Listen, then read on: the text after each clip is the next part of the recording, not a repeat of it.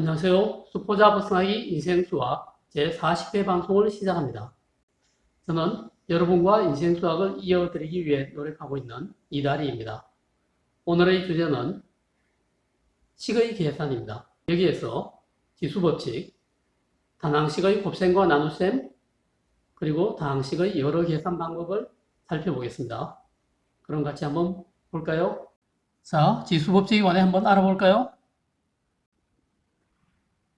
지수법칙은 제곱들의 계산 과정에서 지수를 어떻게 처리하면 편리할지에 관한 법칙들입니다.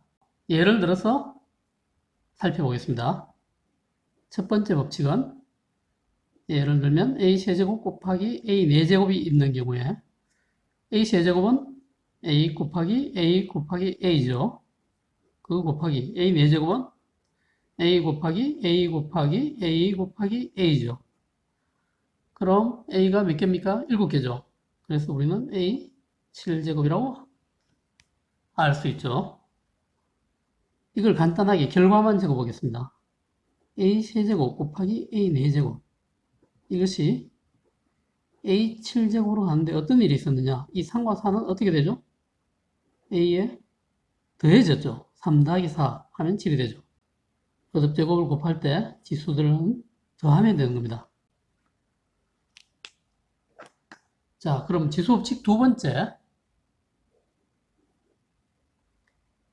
이번에는 거듭제곱의 거듭제곱입니다. a 세제곱의 제곱. 이 꼴은 어떻게 될까요? 이거는 a 세제곱이 두 번 곱해졌다 뜻이죠. 그럼 a 세제곱 곱하기 a 세제곱이고, 좀 전에 위의 규칙을 적용하면 이것은 a의 3 더하기 3 제곱이니까 a의 6제곱이 됐네요. 이것도 밑에 다시 한번 정리해보죠. a 세제곱의 제곱은 어떻게 했기에 a의 6제곱이 나왔을까요? 3과 2를 어떻게 하면 6이 나오죠? 그렇죠. 곱하면 되죠. 3 곱하기 2. 거듭제곱의 제곱일 때는 지수끼리 곱하면 됩니다. 자, 그럼 지수법칙 세 번째. 이번에는 나눗셈입니다. a 4제곱 나누기 a제곱. 이 경우는 어떻게 될까요? 나눗셈일 때는 나누는 수를 분모에 적을 수 있죠. a제곱이 분모로 가니까 a 곱하기 a, 분자는 a 4제곱이니까 a 곱하기 a 곱하기 a 곱하기 a. 어떻게 할 수 있죠? 같은 것끼리 약분할 수 있죠. a 하나, a 하나 약분이 됐습니다. 분자에 a제곱이 남는 거거든요. 그래서 이것은 a제곱이 되죠. 4, 2를 어떻게 했기에 a제곱이 나왔죠? 어떻게 하면 될까요? 그렇죠. 빼면 되겠죠. a 4 빼기 2. 이런 규칙이 있는 겁니다. 나눗셈일 때는 지수를 빼주면 됩니다. 그런데 나누는 수하고 나누어지는 수의 지수가 똑같을 경우에 어떨까요? a제곱 나누기 a제곱으로 해보죠. 이것처럼 하면 a 곱하기 a분의 a 곱하기 a죠. 약분이 되네요. 같은 거 약분. 분모에도 1, 분자에도 1이 남죠. 1분의 1이니까 1이죠. 지수가 같을 경우에는 결과는 그냥 1이 되는군요. 나누어지는 수의 지수가 더 작고 나누는 수의 지수가 더 큰 이런 경우는 어떨까요? 이건 a분의 a 곱하기 a. 하나씩 약분이 되죠. 분모에 a제곱이 남았네요. a제곱분의 1이 됐습니다. 분모에 이 a제곱, 2는 어떻게 하면 나올까요? 역시 4 빼기 2 하면 되겠죠. 그래서 a, 큰 수에서 작은 수를 뺍니다. 바로 그것분의 1입니다. 그래서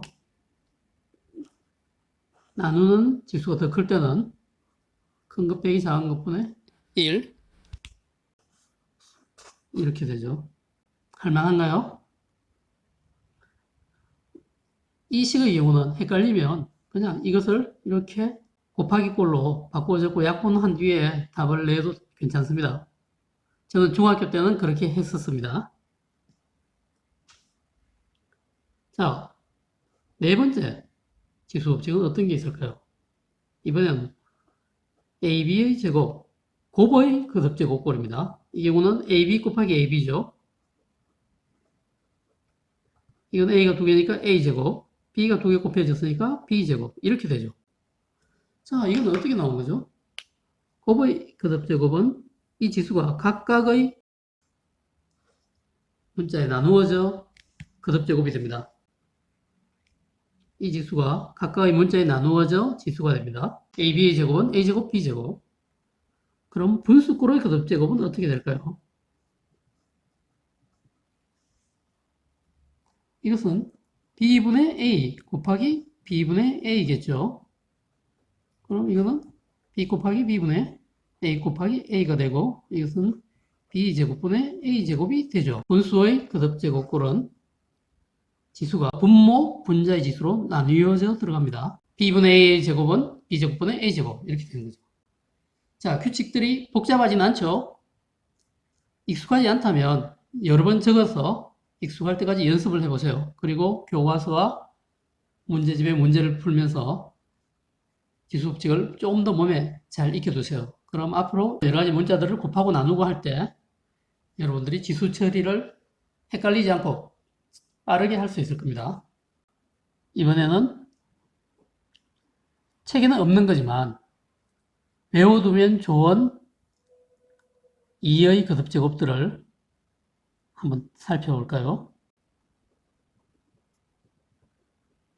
이걸 왜 외우느냐? 우리나라 중고등학교 교과서나 문제집의 문제를 풀다 보면 이 2의 거듭제곱들을 너무 많이 만납니다.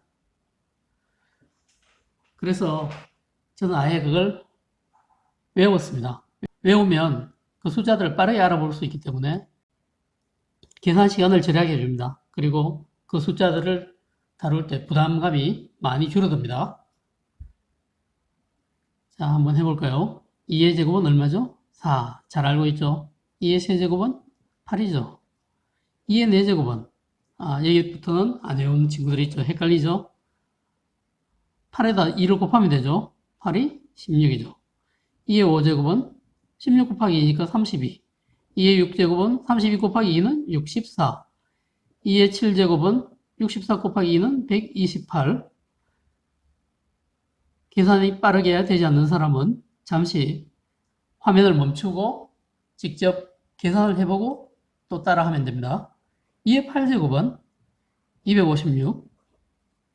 2의 9제곱은 512. 2의 10제곱은 1024. 저는 이것들을 참 잘 외우고 있습니다. 여러분도 몇 번 외우고 나면 금방 잊지 않고 기억할 수 있을 겁니다. 자, 해볼까요? 2의 10제곱은 1024, 2의 9제곱은 512, 2의 8제곱은 256, 2의 7제곱은 128, 2의 6제곱은 64, 2의 5제곱은 32, 2의 4제곱은 16, 2의 세제곱은 8, 2의 제곱은 4. 1024는 2의 10제곱, 512는 2의 9제곱, 256은 2의 8제곱, 128은 2의 7제곱, 64는 2의 6제곱, 32는 2의 5제곱, 16은 2의 4제곱, 8은 2의 세제곱, 4는 2의 제곱, 8은 2의 세제곱, 16은 2의 4제곱, 32는 2의 5제곱, 64는 2의 6제곱, 128은 2의 7제곱, 256은 2의 8제곱, 512는 2의 9제곱, 1024는 2의 10제곱. 할만합니까? 256은 2의 8제곱, 2의 7제곱은 128, 2의 5제곱은 32, 64는 2의 6제곱, 1024는 2의 10제곱. 이렇게 왔다 갔다 하면서 금방금방 알아차릴 수 있게 외워두면 좋겠습니다. 이번에는 다항식의 곱셈과 나눗셈을 어떻게 하는지 한번 살펴볼까요? 먼저 다항식의 곱셈입니다. 예를 들어서 해보죠. 3a 곱하기 5b가 있습니다. 어떻게 되나요? 5ab 이렇게 하죠. 간단하죠?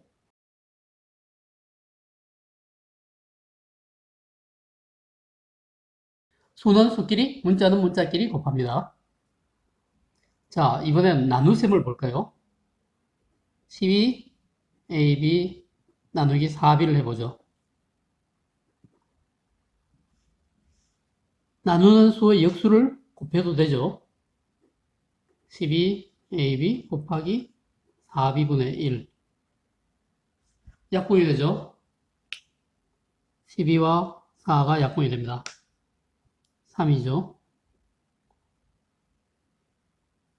b와 b가 약분이 되는군요. 그럼 남는 것은 3과 a뿐이죠. 3a가 되었네요. 바로 역수의 곱셈으로 바꿔서 계산한 거죠. 자, 또 다른 방법이 있습니다. 12ab 나누기 4b. 나누는 수는 분모로 갈 수가 있죠. 그럼 이것은 4b분의 12ab라고 적을 수 있죠. 아, 여기서도 약분이 되죠. 12하고 4가 약분이 됩니다. 3이죠. 그리고 b와 b가 약분이 되네요. 3a가 역시 남았죠. 이건 분수꼴로 바꾸어 푼 겁니다. 이렇게 하나, 결과는 똑같죠. 두 가지 방법, 어떤 걸 택해서 풀어도 괜찮겠습니다. 이번에는 다항식의 계산을 알아볼까요? 다항식을 계산하는 방법 중에 먼저 덧셈과 뺄셈. 덧셈과 뺄셈은 동류한끼리 모아서 계산하면 됩니다.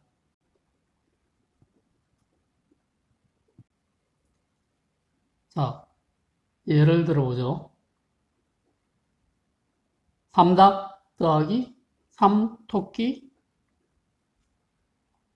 더하기 5닭 빼기 2토끼. 결과는 어찌 될까요? 3닭과 5닭을 더할 수 있죠. 그래서 3 플러스 5닭이 되죠. 3토끼하고 마이너스 2토끼. 이걸 계산할 수 있죠. 3 마이너스 2토끼가 되죠. 그래서 이것은 8닭 1토끼가 됩니다. 8닭 더하기 1토끼. 같은 종류끼리만 숫자를 더하거나 뺄 수가 있죠. 그래서 동류한끼리만 더하거나 뺄 수가 있습니다. 덧셈과 뺄셈에 있어서는 동류항인지 아닌지가 참 중요하죠. 이걸 문자로 나타낸다면 3a 더하기 3b 더하기 5a-2b죠. 3a 더하기 5a, 8a. 3b-2b, 이것은 더하기 b. 이렇게 되죠. 자, 두 번째. 단항식 곱하기 다항식을 해볼까요? 자, 이 경우는 이런 겁니다. 3b 곱하기 2a 더하기 5b. 분배 법칙을 써서 펼쳐내야 되겠네요. 바로 이런 과정을 전개라고 하죠. 이때는 전개합니다. 전개한다.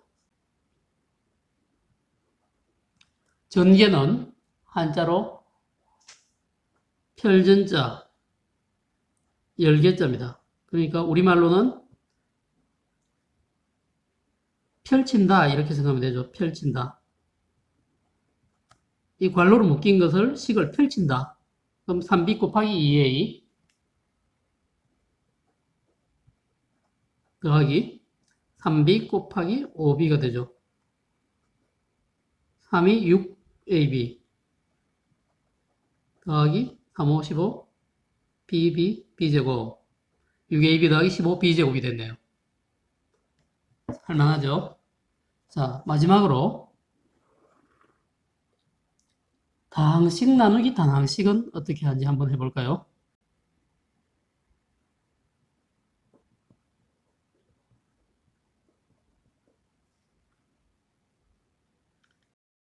예를 들겠습니다. 6a 세제곱 x 더하기 4a y제곱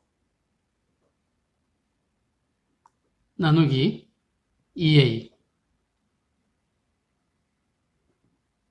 역수의 곱으로 바꾸는 방법 있죠. 이것과 같은 방법.